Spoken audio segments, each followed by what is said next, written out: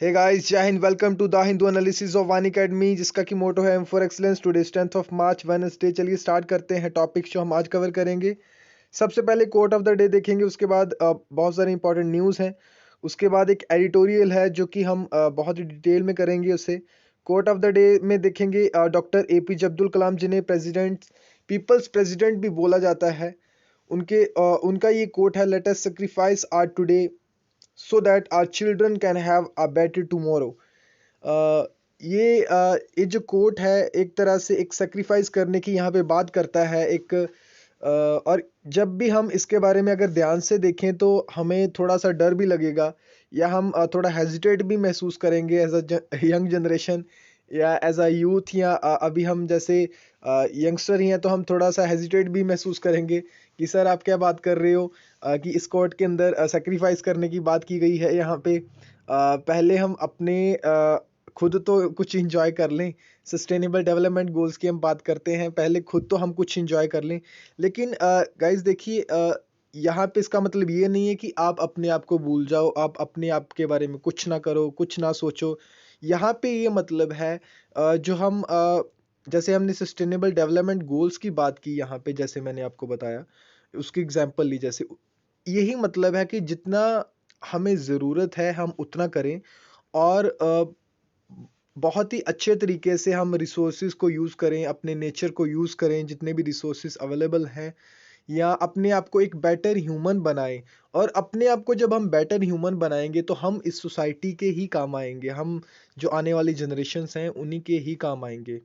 Until and unless we make ourselves, we form ourselves, we update ourselves in a new version, तब तक हम जो है अपनी सोसाइटी के काम नहीं आ सकते। इसलिए इस कोट का मल्टीपल मीनिंग्स निकल सकते हैं, मल्टीपल इंटरप्रिटेशंस आर देयर। लेकिन ये हम समझ सकते हैं कि हमें अपने आप के ऊपर बहुत मेहनत करनी चाहिए। और जितने भी रिसोर्सेज हमारे पास अवेलेबल हैं, सबसे जो बेशकीमती रिसोर्स जिसे बोलते हैं, दैट इज टाइम। टाइम से ज़्यादा जो कीमती वेल्थ नहीं होती। कहते हैं कि हीरे को आप कमा सकते हो, लेकिन एक बार आपने समय को नष्ट कर दिया, अगर आपका समय खराब हो गया, तो कितने भी बेशकीमती हीरे आपके पास हों तो आप जो है उस समय को वापस खरीद नहीं सकते। इसलिए टाइम की वैल्यू करनी चाहिए। और अपन सेक्रीफाइस यहाँ पे करने का मतलब है कि एक प्रॉपर वे में जीना, एक सही मायने में एक अच्छे तरीके से लाइफ को जीना, प्रॉपरली रिसोर्सेज का यूज़ करके, और किसी चीज़ को वेस्ट नहीं करना यहाँ पे। और अपनी जो फ्यूचर जनरेशन्स हैं उनके लिए हमें बचा के भी रखना है। और उसके अलावा अपने आप को भी इस तरह से बनाना है कि हम भी अपनी सोसाइटी के, कम्युनिटी के काम आ सकें, अपने देश के काम आ सकें। सो लेट्स इसे इकट्ठे बोलते हैं, let us sacrifice our today so that our children can have a better tomorrow. ये आप याद रख सकते हो, डॉक्टर एपीजे अब्दुल कलाम का ये कोट है। आज कोई इंपॉर्टेंट डे है? जी हाँ, आज 10th ऑफ मार्च है, and today is CISF raising day. आज ही के दिन 1969 के अंदर, हाँ, 1969 के अंदर, जो 10th मार्च, आज ही के दिन, सेंट्रल इंडस्ट्रियल जो सिक्योरिटी फोर्स है उसे रेज किया गया था, एस्टेब्लिश किया गया था। और 1969 में ये सेटअप हुआ under the act of parliament. ये स्टेचुटरी बॉडी है, एक स्टेचुटरी बॉडी ऐसे नहीं बोल सकते, लेकिन ये कह सकते हैं कि एक इस तरह की फोर्स है यहाँ पे, एक सिक्योरिटी फोर्स है जिससे कि स्टेचुटरी बैकअप मिला है यहाँ पे। It works under the union ministry of home affairs, and its headquarter is in new Delhi. This organisation works for sewage, airways and some of the major installations in India. जितनी भी installations होती हैं India के अंदर अंदर, जैसे कि sewage हो गए या एयरवेज बनाने हैं, या कोई मेजर इंस्टॉलेशंस वहाँ पे करनी है, तब ये ऑर्गेनाइजेशन जो है तब वहाँ पे काम करती है। There are some reserved battalions in CISF which work with the state police to protect law and order. और इसके अंदर कुछ रिजर्व्ड बटालियंस भी हैं, कुछ इस तरह के जो कि हेल्प करते हैं स्टेट पुलिस को लॉ एंड ऑर्डर मेंटेन करने के लिए। ये आप याद रख सकते हो। 8th ऑफ मार्च, किस तरह से आप याद रख सकते हो, 8th ऑफ मार्च को इंटरनेशनल वुमेंस डे होता है। और 10th ऑफ मार्च आप याद रख सकते हो कि 2 दिन, उसके 2 दिन बाद CISF का रेजिंग डे है। नेक्स्ट जो है स्टार्ट करते हैं इंपॉर्टेंट न्यूज़ से। उत्तराखंड चीफ मिनिस्टर जो है रावत, उन्होंने रिज़ाइन किया है। BJP legislature party meeting will elect a new leader for the state today. दोबारा से वो इलेक्ट करेगी पार्टी एक नए लीडर को। और ये जो अपना रेजिग्नेशन है एज अ चीफ मिनिस्टर, ये किसको देते हैं? ये अपना जो रेजिग्नेशन लेटर है वो गवर्नर को देते हैं, जैसे यहाँ पे आप पढ़ सकते हो। और देखिए यहाँ पे आपको ये भी पता चलेगा कि सर किस तरह से कनेक्ट करते हैं। Uttarakhand chief minister Trivendra Singh Rawat on Tuesday tendered his resignation to governor Baby Rani Maurya. जो वहाँ पे गवर्नर हैं, उनको इन्होंने अपना जो रेजिग्नेशन है, इस्तीफा जो है दिया है। Farmer Chhattisgarh chief minister Raman Singh and Rajya Sabha member Dushyant Gautam जो है sent by BJP's national leadership as observers to Dehradun will conduct a meeting of the legislature party on Wednesday morning to elect a new leader who will become the जो भी अगले नए chief minister होंगे।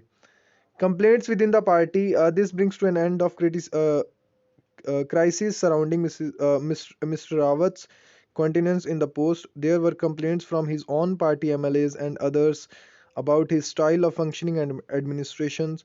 Uttarakhand has had a record of not having a single chief minister except ND Tiwari to have completed full term since its formation. ये भी एक याद रखने वाली बात है कि उत्तराखंड के अंदर अभी सिर्फ एक ही चीफ मिनिस्टर है जिन्होंने अपनी टर्म जो है फुल कंप्लीट की है। ये भी आप याद रख सकते हो जनरल अवेयरनेस के। और इस तरह की जो न्यूज़ हैं आपको, देखिए कुछ टीचर्स आपको बताते हैं जब वो एनालिसिस करवाते हैं, या आपको जब पढ़ाते हैं, तो कुछ टीचर्स आपको बताते होंगे कि ये पॉलिटिकल न्यूज़ है एक, इसे हमें ज़्यादा नहीं देखना। लेकिन पॉलिटिक्स में, पॉलिटिकल न्यूज़ के अंदर हमें कौन सी पॉलिटी की न्यूज़ मिलेगी वो हमें पता करना है। फ़िल्टर करना हमें आना चाहिए कि कौन सी न्यूज़ हमारे एग्ज़ाम के लिए इम्पॉर्टेंट है। देखिए न्यूज़पेपर के अंदर आप एक-एक वर्ड को अपने जो एग्ज़ाम है उसके साथ रिलेट करके देख सकते हो। ये कैपेबिलिटी जो है धीरे-धीरे डेवलप होती है जब आप प्रीवियस ईयर क्वेश्चंस करोगे, जब आप सिलेबस ऑफ द यूपीएससी बार-बार देखोगे, उसे रिवाइज़ करोगे, याद करोगे, तब आपको पता चल जाएगा कि किस तरह से आपको जो इन्फॉर्मेशन है उसे फ़िल्टर करना है। Over 72% rise in UAPA cases registered in 2019. Unlawful जो Activities Prevention Act है, in 2019 compared to year 2020 data provided by the Ministry of Home Affairs, यहाँ पे 72% increase है in the number of persons arrested under UAPA। ये आप यहाँ पे देख सकते हो कि किस तरह से 2015 का अगर हम ग्राफ देखें और 2000 ये यहाँ पे 18-19 है, तो किस तरह से यहाँ पे केसेस रजिस्टर्ड हैं देन पर्सन अरेस्टेड हैं। दोनों में आप डिफरेंस देख सकते हो कि 72% का इंक्रीज है in the number of persons arrested. जितने पर्सन अरेस्ट हुए हैं 1128 से लेके 1949 जो है यहाँ पे इतने जो पर्सन हैं यहाँ पे अरेस्टेड हैं। और अलग अलग ये जो डेटा है किस किस स्टेट से हैं ये आप देख सकते हो। As many as 1948 persons were arrested under UAPA in 1226 cases registered across the country in 2019. From 2015 से लेके 2018 तक the cases registered under the act annually stood at 897,992, while the number of arrests ये आप देख सकते हो in 2019 the highest number of such cases were registered in Manipur। सबसे ज़्यादा आप याद रख सकते हो मणिपुर सॉरी, सबसे ज़्यादा आप याद रख सकते हो कि मणिपुर के अंदर केसेस हैं 306, followed by Tamil Nadu 270, Jammu and Kashmir 255, Jharkhand 105 and Assam 87 cases. Manipur में सबसे ज़्यादा है देन तमिलनाडु, जम्मू एंड कश्मीर, झारखंड, असम के अंदर। मणिपुर आप याद रख सकते हो। चलिए गाइज आपको ये क्वेश्चन का आंसर देना है, what is the capital of Manipur. Manipur की कैपिटल कौन सी है, और ये भी आपको बताना है कि क्या मणिपुर सेवन सिस्टर्स के अंदर इंक्लूडेड है या नहीं, या मतलब जो नॉर्थ ईस्ट की स्टेट्स हैं सेवन सिस्टर्स हैं उनमें क्या मणिपुर इंक्लूडेड है या नहीं, ये आपको बताना है। बहुत ही बेसिक क्वेश्चंस हैं, लेकिन जब आप इन छोटे छोटे बेसिक क्वेश्चंस को ढूंढोगे, आप इन्हें सर्च करते हो with the search of mind, तो और भी बहुत सारे लिंकेजेस जो हैं आप क्रिएट कर पाते हो। इसलिए आपको ज़रूर जो टास्क आपके टीचर देते हैं, the task which ever the task your teacher gives to you, you have to do it very religiously. अगर आप उसे रिलीजियसली फॉलो करते हो, then one day you will achieve the success. Panel flags centres merge pensions, it slams laxity in raising amounts। ये आप पढ़ सकते हो, एक छोटा सा आर्टिकल था न्यूज़पेपर में, little sport, the national social assistant programme जो होता है, नेशनल सोशल असिस्टेंट प्रोग्राम जो कि एक पेंशन का programme, is applicable to elders, widows and physically challenged जो लोग रहते हैं। Here is a low down, pension ₹200 से लेके 500 तक है month for senior citizens in BPL जो होल्डर्स हैं, बिलो पॉवर्टी लाइन जो हाउस होल्ड्स हैं उनके जो सीनियर सिटीजन्स रहते हैं उनके लिए। विडो पेंशन जो है दैट इज़ 300 से लेके 500 तक है a month for widows aged over 40 in the, अगर कोई 40 से ऊपर एज है BPL house holds. Disability pension ₹300 per month for person aged 18 से लेके अगर वो 79 ईयर्स तक है, और उनके लिए ₹300 पर मंथ दिए जाते हैं उनको विद स्वेयर और multiple disabilities in BPL household. Then family benefit ₹2000 upon the death of breadwinner. Breadwinner होता है कि जो आपके लिए जैसे एक घर के अंदर जो कोई भी अगर कमा के लेके आ रहा है तो उसे ब्रेड विनर बोलते हैं। एज्ड 18 से लेके अगर 59 तक है in the BPL family. Annapurna scheme 10 kg of food grains per month for senior citizens who are not receiving any pension। Annapurna scheme है 10 किलो अनाज मिलता है उन्हें per month for senior citizens हैं जो जिन्हें कोई भी पेंशन नहीं दी जाती। ये लिटिल स्पोर्ट है, national social assistant programme is applicable to elders, widows and physically challenged.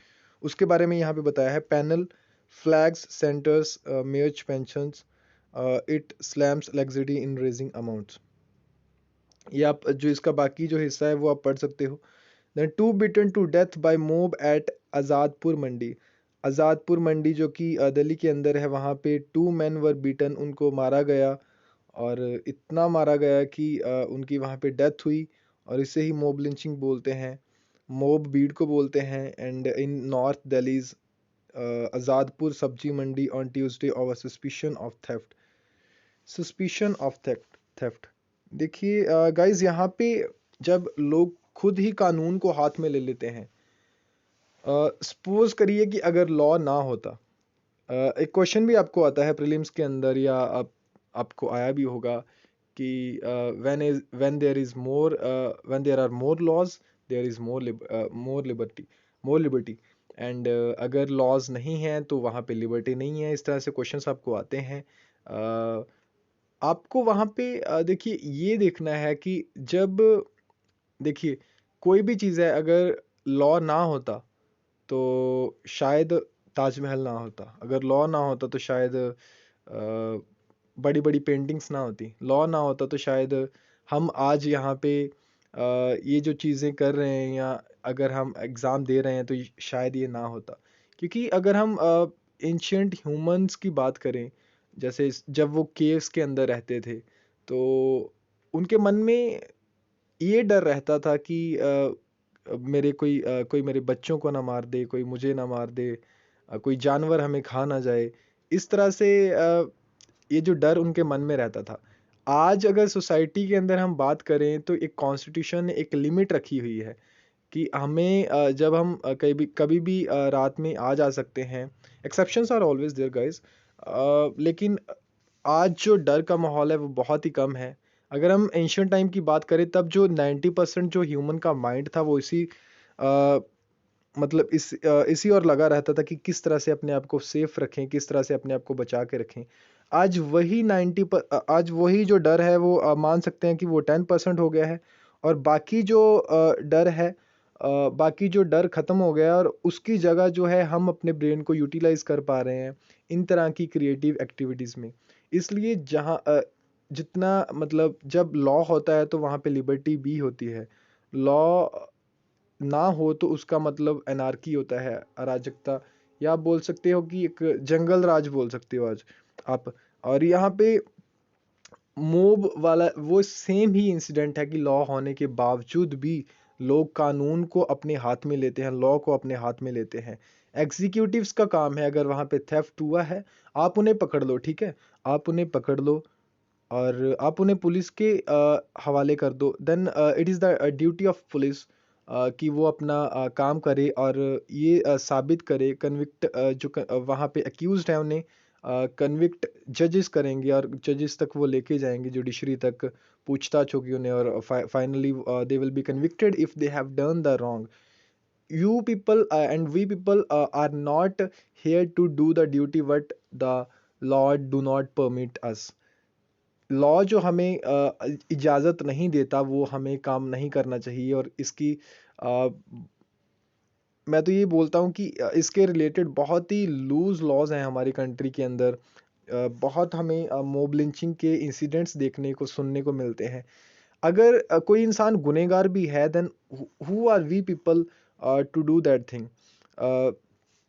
हाँ, मान लेते हैं कि कई बार एक्सेप्शनल केसेस भी हैं, लेकिन गाइस अगर इसी की अगर क्यों ज़रूरत क्या है फिर हमें? आप में से बहुत बच्चे ये सोचते भी होंगे, बहुत पर्सन्स डिसएग्री भी करते होंगे कि सर अगर कोई चोरी करता है या कोई इस तरह के काम करता है, जैसे अगर हम बात करें, वैसे तो वो बहुत एक सेंसिटिव इशू है। अगर हम बात करें जैसे कि अ, अगर कोई चोरी कर लेता है आपके घर में तो आपके पास सपोज कर लिए कि आपने बहुत ईमानदारी से वो पैसे कमाए हैं ना, और आप बोलते हो कि मेरा दिल करता करता है कि मैं ऐसे मार दूं, है ना। लेकिन इस तरह की चीज़ें अगर आप लॉ के ज़रिए करो और थोड़ा सा पेशेंस रखो तो, और आप जो आने वाली जनरेशन्स हैं उनके लिए भी एक एग्जांपल सेट करोगे और आप अपनी फैमिली को भी आप बचा के रखोगे।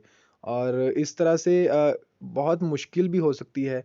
हो सकता है कि बहुत सारे रीज़न्स हो सकते हैं कि जो हमें एक जब हम ऑर्गेनाइजेशन के अंदर नहीं हैं, जब हम डिफेंस के अंदर या पुलिस के अंदर हम नहीं हैं, तो बहुत सारे इस तरह के रीज़न्स हो सकते हैं जिसके बारे में हमें अवेयरनेस नहीं है या हमें नहीं पता कि किस तरह से उस चीज़ को हैंडल करना है। उनकी एक ट्रेनिंग होती है। जैसे आईपीएस ऑफिसर्स की हम बात करें तो उनकी जैसे हैदराबाद के अंदर ट्रेनिंग होती है और हर तरह से उन्हें चीज़ें सिखाई जाती हैं कि किस तरह से आपको एक कूल माइंड रखना है, आपको शॉर्ट टेम्पर्ड नहीं होना। और इस तरह से जो चीज़ें उन्हें सिखाई जाती हैं उसी हिसाब से वो उसी सेट ऑफ माइंडसेट से वो इन्वेस्टिगेशन करते हैं, पूछताछ करते हैं। और हम एक आम नागरिक होने की वजह से हम अपने इमोशंस के स्लेव बन जाते हैं और इस तरह से हम रिएक्ट करने लगते हैं। और यही फिर इस तरह के इंसिडेंट्स होते हैं जैसे मॉब लिंचिंग। बहुत सारे इस तरह के केसेस हैं जो हमारे सोसाइटी के अंदर नहीं सही नहीं है और इन्हें इनके लिए एक स्ट्रिक्ट लॉ होना चाहिए जो कि बहुत ज़रूरी है।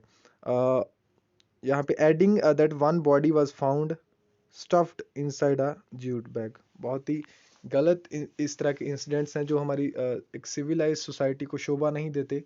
इस तरह से नहीं होना चाहिए। नेक्स्ट जो है EC gives election commission give parties double air time on Doordarshan and all India radio जो है। देखिए इलेक्शन कमीशन के पास अथॉरिटी है कि जो वो टाइम जो है अलाउ करती है। और ये स्टार्ट हुआ था 1998 के अंदर। आप हिस्टोरिकल इसके फिगर भी याद रख सकते हो। Practice involve free use of state owned media, government का जो मीडिया है, by national parties and recognise state and parties in equitable manner, ताकि वो अपना जो है प्रचार है वो कर सके लोगों तक, जो अपने एक बात है अपनी पहुंचा सके कि हम आपको लीड करने वाले हैं, ये हमारा मैनिफेस्टो है। और क्या आप हमें वोट करोगे या नहीं, इसके बारे में किस तरह से वो मैसेज जो है वो पहुंचाएंगे जनता तक, उसके बारे में बहुत ज़रूरी है कि उन्हें इस तरह के प्लेटफॉर्म प्रोवाइड किए जाएं। ये 1998 में ये प्रैक्टिस स्टार्ट हुई इलेक्शन कमीशन के द्वारा और तब से ये चली आ रही है। और अब जैसे आप देख रहे हो कि बिहार में भी जो इलेक्शंस हुए थे पैंडेमिक के दौरान, और अभी भी जो इलेक्शन का फेज़ चल रहा है, उसके अंदर भी जो पार्टीज़ हैं उन्हें जो टाइम है उन्हें डबल करके दिया है यहाँ पे, ताकि अ, बहुत इस तरह के हम रैलीज़ वगैरह नहीं निकाल सकते तब जब पैंडेमिक का फेज़ है या बहुत मुश्किल होती है, या कैंपेन जो है एक प्रॉपर जो उसका मोटिव है वो फुलफ़िल नहीं होता है। इसलिए इलेक्शन कमीशन के पास ये अथॉरिटी है और इसने ये जो इसका टाइम है, जो पार्टीज को टाइम दिया है वो डबल कर दिया है। यहाँ पे इलेक्शन कमीशन के पास ये अथॉरिटी है। Then target judicial patriarchy not the जज। बहुत ही एक अच्छी न्यूज़ है, एक अच्छा एडिटोरियल है ये। The controversy over CJI's recent marks should lead to greater gender sensitivity and observations and judgments। यहाँ पे देखने वाली बात है, मेन राइटर का ये कहना है। सबसे पहले हमें पता होना चाहिए कि इसके जो राइटर हैं कौन है, ताकि हमें पता चल जाए कि किस तरह से ये इनका जो ओपिनियन है किस तरह से सेट होता है यहाँ पे। फैज़ान मुस्तफ़ा जो हैं वो वाइस चांसलर हैं यहाँ पे। एक बहुत ही वाइज एक बोल सकते हैं हम कि एक वाइज आदमी है यहाँ पे। नालसर यूनिवर्सिटी जो है ऑफ लॉ, हैदराबाद के अंदर, तेलंगाना के अंदर। The views expressed are personal. देखिए ये लास्ट के ऊपर एडिटोरियल में ये दिया होता है कि जो व्यूज़ हैं एक्सप्रेस किए गए हैं, जो व्यूज़ दैट आर पर्सनल, मतलब उनकी अपनी बिलीव्स के ऊपर, अपने ओपिनियन है उनका, ये अपनी विजडम के ऊपर है। और कभी भी हमें इस तरह से नहीं देखना चाहिए कि हाँ जो वो कह रहे हैं वो सही है। सही गलत यहाँ पे इसकी बात नहीं हो रही, यहाँ पे सिर्फ ओपिनियन की बात हो रही है, वो भी पर्सनल ओपिनियन। और जैसे हम हमारे घर में जो बड़े होते हैं, ज़रूरी नहीं है कि हर बात में वो सही हों, लेकिन उनका जो एक्सपीरियंस है, उनकी जो विजडम है, वो जो हमारे लिए एक रास्ता तैयार कर देती है, एक रास्ता तैयार कर देती है हमारे लिए, ताकि हम उस रास्ते से चल के जो है मिनिमम डिस्ट्रैक्शंस के साथ अपने जो गोल हैं उसे अचीव कर पाएँ। और इनका क्या कहना है यहाँ पे हम उसे पढ़ेंगे। स्टार्टिंग में जो टाइटल है इसका वो कहता है कि target judicial patriarchy. Judicial patriarchy का यहाँ पे मतलब है कि जो जजेस हैं वहाँ पे सुप्रीम कोर्ट के अंदर, और आपको रेशियो तो पता ही होगा। चलिए आप ये भी बताएं कि जो हमारी डिसाइन जो जजेस हैं जुडिशरी के अंदर, जो जजेस हैं सुप्रीम कोर्ट के अंदर, इंक्लूडिंग द सीजीआई जो 34 जजेस हैं, उनके अंदर विमेन का रेशियो कितना है, विमेन जजेस जो हैं उनका रेशियो कितना है, ये आपको बताना होगा। आज का जो आंसर है कि विमेन जो जजेस हैं उनका क्या रेशियो है, या रेशियो आप चलिए छोड़िए, टोटल 34 जजेस में से वुमेन जजेस कितने हैं ये आपको बताना होगा। A survey by the Thomson Reuters Foundation in 2018 has rated India as the most dangerous country for women। Most dangerous यहाँ पे बोला गया है। सर्वे यहाँ पे थॉमस रियूटर्स फाउंडेशन इन 2018।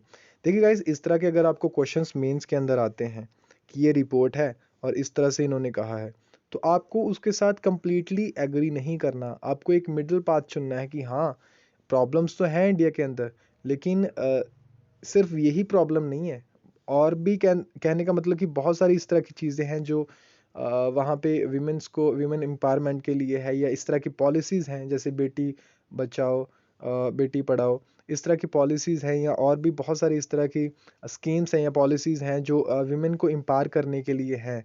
और हमें सिर्फ इस तरह से पूरा जो पेसिमिस्ट व्यू ऑफ माइंडसेट है उसके हिसाब से नहीं करना, क्योंकि ऑफिसर जो है उसको बेसिकली क्रिटिसिज्म करने के लिए वहाँ पे आंसर्स नहीं पूछे जाते, बट बल्कि इस तरह के काफ़ी आंसर्स होते हैं जिसमें उसको अपना व्यू ऑफ पॉइंट देना होता है कि आप क्या सोचते हो। इसलिए एडिटोरियल्स पढ़ना बहुत ही ज़रूरी है।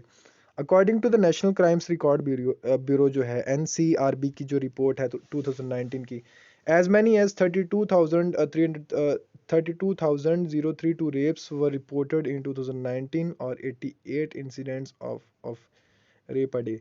देखिए गाइज, इस तरह की वैसे चीज़ें जब हम पढ़ते हैं तो पढ़ते वक्त मतलब थोड़ा सा इस तरह से फील होता है कि जिस तरह से नॉर्मल बात है, क्योंकि अगर आप रोज़ न्यूज़पेपर पढ़ते हैं तो इस तरह के कई सारे इंसिडेंट्स जो आपको सुनने को मिलते हैं।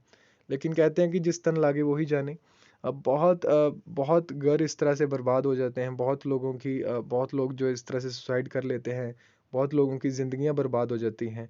और ये जो डेटा हम इस तरह से पढ़ते हैं ये हमें कई बार इनसेंसिटिव भी बनाता है, लेकिन हमें वो सेंस ऑफ जो है ह्यूमैनिटी है हमारे अंदर वो ज़िंदा रखनी चाहिए। According to the national crime record bureau 2019 की उसमें जो रिपोर्ट है, इतने केसेस हैं यहाँ पे, एंड 2019 में रिपोर्ट किए गए, और 88 incidents of rape a day.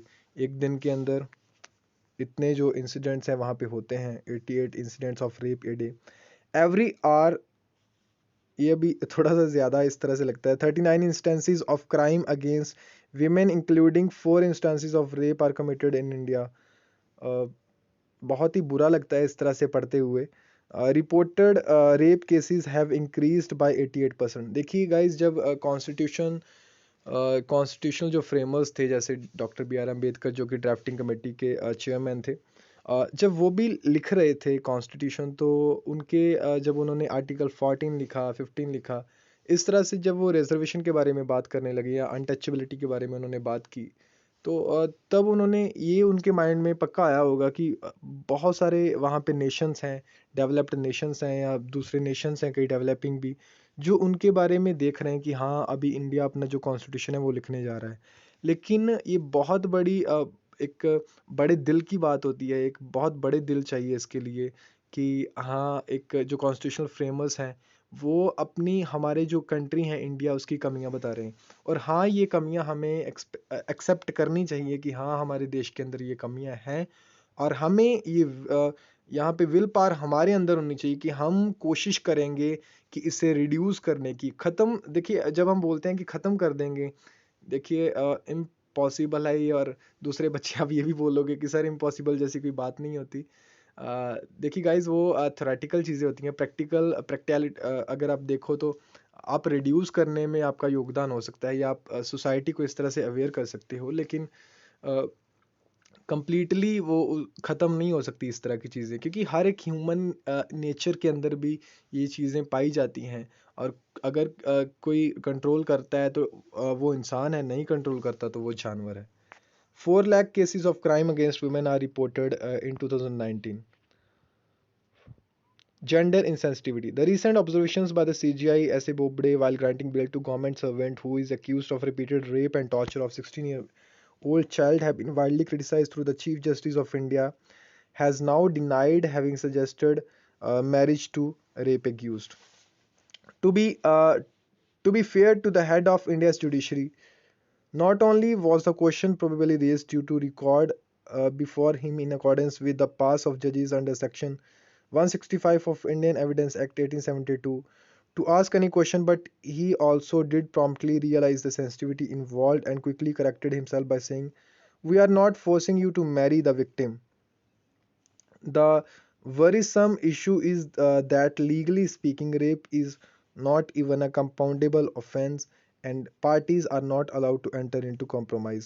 यहाँ पे ये नहीं होना चाहिए कि कौन से जो कंपाउंडेबल ऑफेंसेस वो वाले होते हैं कि जिसमें जैसे कि हम सुलह कर सकते हैं, जैसे कि सिविल केसेस ज़्यादातर होते हैं, और 90% जो सिविल केसेस हैं उसमें जो सुलह के जैसे कि लोक अदालत की अगर हम बात करें तो वहाँ पे बेसिकली मीडिएशन के बारे में बात करते हैं कि litigation mediation is better than litigation, और उससे ही हमें लेना चाहिए। लेकिन जो ये कंपाउंडेबल ऑफेंस नहीं है रेप जो है, एंड पार्टीज को इसमें अलाउ नहीं करना चाहिए कॉम्प्रोमाइज़ के लिए। और इसकी जो ड्यूटीज़ हैं जजेस की वो आप यहाँ पे देख सकते हो। Then seeking an apology from the chief justice of seeking an apology from the Chief Justice of India is not appropriate. However, South African Chief Justice Mogoeng was recently directed by the Judicial Conduct Committee to apologize unconditionally for making a pro-Israeli comments in a webinar. The real problem is that such avoidable utterances reflect the patriarchal mindset of our judges and the larger society. These statements demonstrate our gender insensitivity. While today the Chief Justice of India is being criticized for all over, let us remember that there have been several orders and judgments by Indian judges in the past which have huge uh, disservice disservice to gender justice. Accordingly, the innocent question by Chief Justice of India: when two people are living as husband and wife, however brutal the husband is, can the act of intercourse between them be called rape? Is neither first or not the last instance. Here in this instance, the man had married the victim at the temple and subsequently refused to recognize her as wife and married another woman.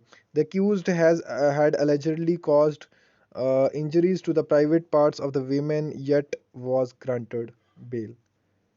Here again, when the Chief Justice of India said was similar to Modi government's affidavit in 2017 in Delhi High Court. The RS too had opposed the marital rape being made a crime. RSS ने भी इसे oppose किया था, ऐसा यहाँ पे writer ने लिखा है।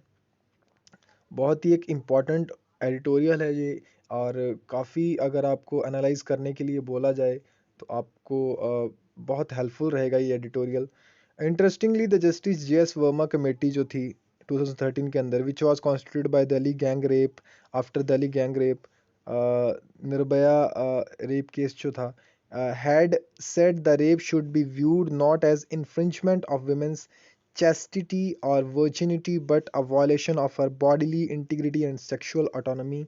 This autonomy cannot be permanently lost by entering into marriage. Rape remains rape irrespective of the relationship.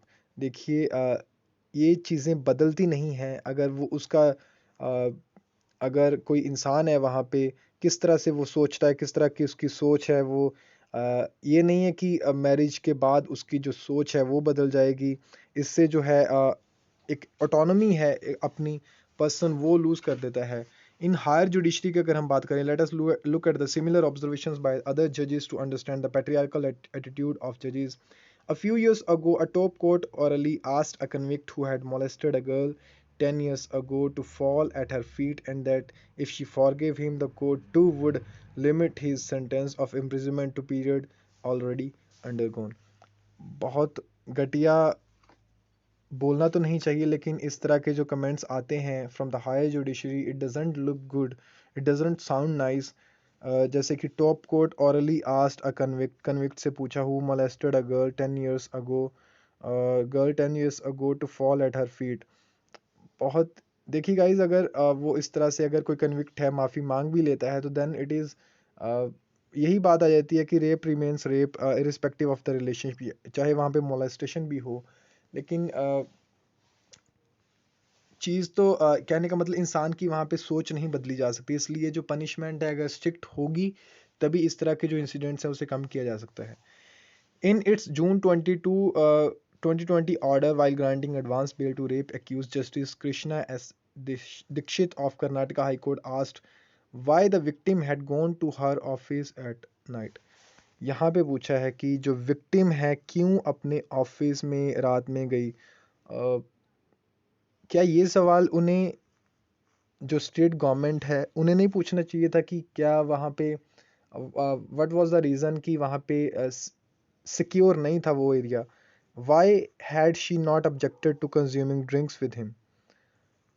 इस तरह के जो क्वेश्चंस हैं वो, जैसे हमारे फैमिली के अंदर जो हमारे पेरेंट्स होते हैं, वो कई बार चलिए बच्चों की भलाई के लिए इस तरह के से क्वेश्चंस पूछ देते हैं कि आप बाहर मत जाओ, क्योंकि एक फादर, एक पेरेंट्स का कंसर्न अलग है ना। आप इमोशनल हो, दैट इज़ अनदर थिंग।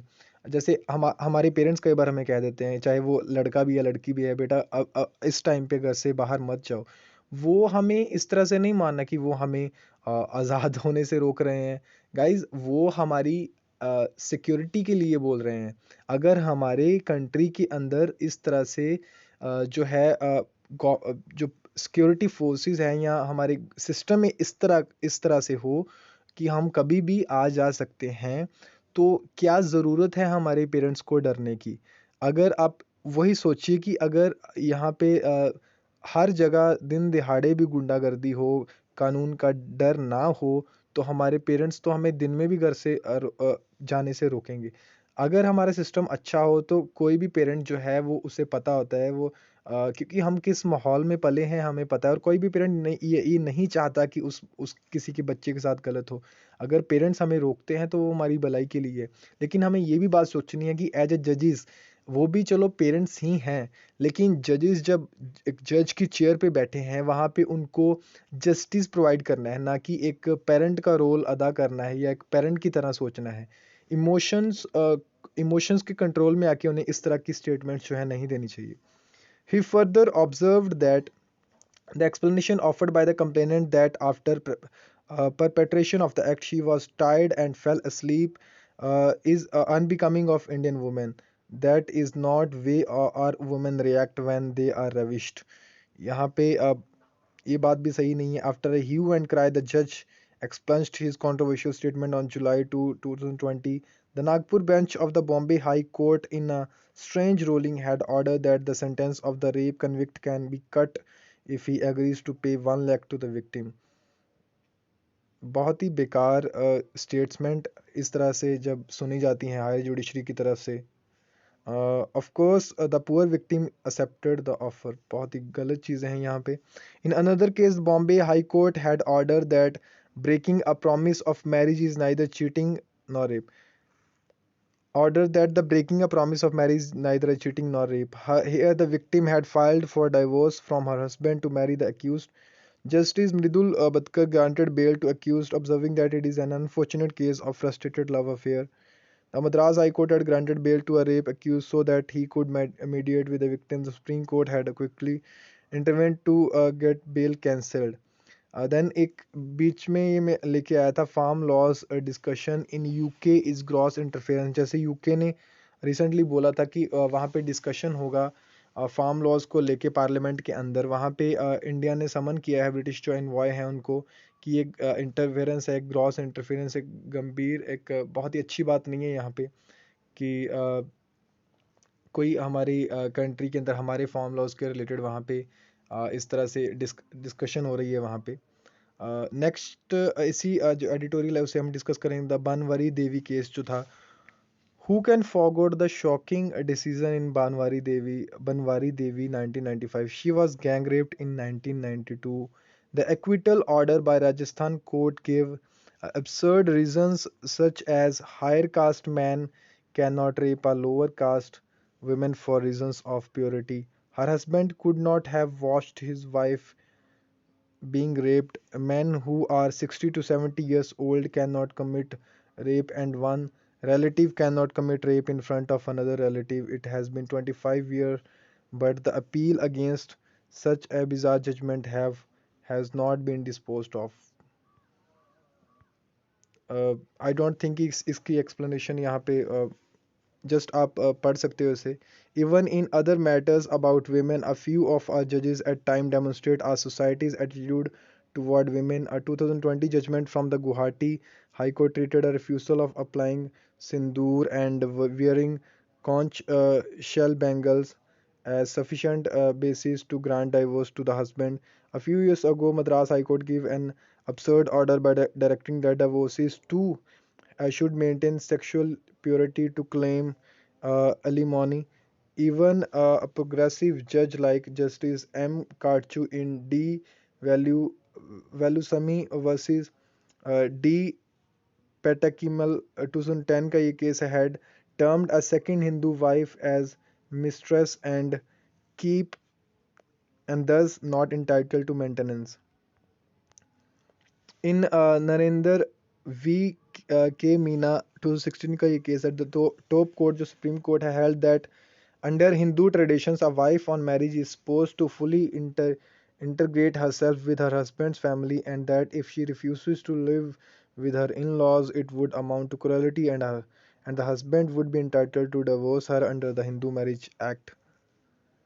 इसीलिए बोला जाता है कि यूनिवर्सल जो लॉ है उसे लेके आने की ज़रूरत है. The high court had ruled in favour of the wife, but the supreme court reverse the high courts order, observing that in India generally, in India देखिए यहाँ पे ये है patriarchal set of mind. Generally, people do not subscribe to the Western thought where, upon getting married or attaining majority, the son gets separated from the family. In normal circumstances, a wife is expected to be with the family of the husband after the marriage. She becomes integral to and forms part of the family of the husband. Interestingly, the wife is an integral part of the husband's family, yet she is not a co-parcenor under the Hindu Succession Act. The court also used Indian and Hindu ethos interchangeably without realizing that Muslim personal law जो है, a wife has an absolute right to demand separate residence for herself.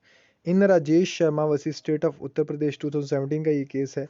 A two-judge bench of justices Adarsh Kumar Goyal and Uday Umesh Lalith जो है, in yet another controversial order observed that there should be no automatic arrest on charges of cruelty. Automatic arrest वहाँ पे नहीं होनी चाहिए. In this case, a demand of dowry was made for rupees 3 lakh and a car, with the wife's family, which the wife's family was not able to move. The pregnant wife was sent to her house, where she experienced trauma and her pregnancy was terminated. She was allegedly tortured as noted। देखिए guys, लोग अपनी limit नहीं देखते कि वो इंसान है। एक वैसे पैट्रियार्कल माइंडसेट होता है, पैट्रियार्की की बात करते हैं कि हम मर्द हैं, हम आदमी हैं, और मांगने पे देखिए कितने उतारू हो जाते हैं कि एक मांगता जो होता है, एक मांगने वाला, उससे भी नीचे गिर जाते हैं। 3 लाख और कार, देखिए बोलना नहीं चाहिए यहाँ पे, लेकिन लिमिट देखिए यहाँ पे। पैट्रियार्कल माइंड ऑफ सेट कि हाँ हम मर्द हैं, लेकिन अपनी लिमिट देखो, लिमिट देखिए इनकी। An offense under Section 498A is non-bailable and non-compoundable, so that the victim is not pressurized into compromise. And it is cognizable in that a police officer can make an arrest without a warrant from the court. The court did not hesitate in issuing a number of directions in favor of accused. No arrest should normally be effected till the newly constituted Family Welfare Committee submitted its report. Uh, Personal appearances of accused and outstation family members need not be insisted upon. Bail application should be decided the same day. In 2017, the court decided to review this judgment. Next जो है Hadiya case, जैसे आपको पता होगा, in the infamous Hadiya 2017 case 2, some of the observations of the Kerala High Court about Hadia's independent agency and the powers of her father over her were equally shocking and patriarchal.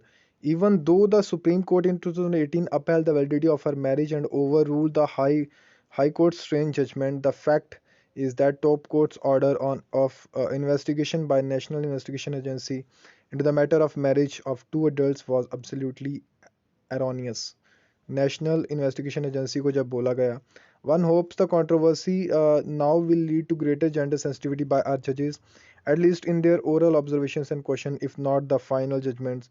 It would be better to target patriarchy rather than the Chief Justice of India. It would be better to target patriarchy rather than Chief Justice of India. Of course, the power to ask questions too must reflect gender sensitivity. और ये आप याद रख सकते हो, vice chancellor हैं Faizal Mustafa, Nalsar university of law Hyderabad से।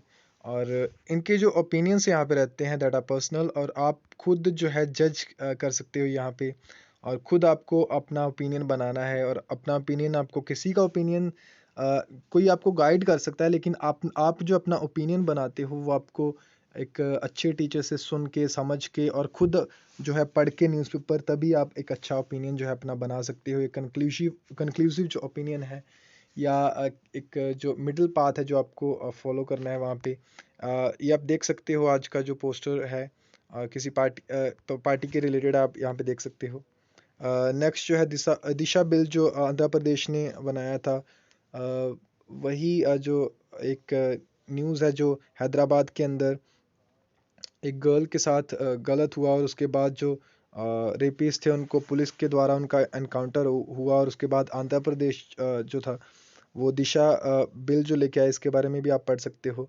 Next जो है एक वैक्सीन प्रोग्रेस जो रिपोर्ट है, किस तरह से प्रोग्रेस हो रहा है वैक्सीन प्रोवाइड करने में। और जो 2 वैक्सीन हैं अभी तक, कोविशील्ड और कोवैक्सीन जो है, ये हम कल भी हमने डिस्कस किया था, और आगे भी हम इसे लेके आएंगे, ताकि आप पीडीएफ्स के अंदर है, ताकि आप रिवीजन कर पाओ इसका, और आप पॉज करके इसे देख सकते हो यहाँ पे। नेक्स्ट आपने, आई होप कि आर्ट एंड कल्चर के करंट अफेयर्स 2021 के आपने देख लिए होंगे, जनवरी 2021 के। एंड मॉडर्न हिस्ट्री के करंट अफेयर्स 12th जो मार्च है अभी, सुबह 7 AM आप देख पाओगे। ज़रूर इस चैनल को सब्सक्राइब करें, प्रेस करें बेल आइकन को, ताकि आपकी जो अपकमिंग वीडियोस हैं इस चैनल पे आपको उसका नोटिफिकेशंस मिलता रहे। और अगर आपने इस वीडियो के लिए रिमाइंडर सेट नहीं किया तो आप कर सकते हो। अपकमिंग डेज़ में और भी वीडियोस आएंगी, आप बेल आइकन को प्रेस कर सकते हो। Thank you for watching this session, have a nice day.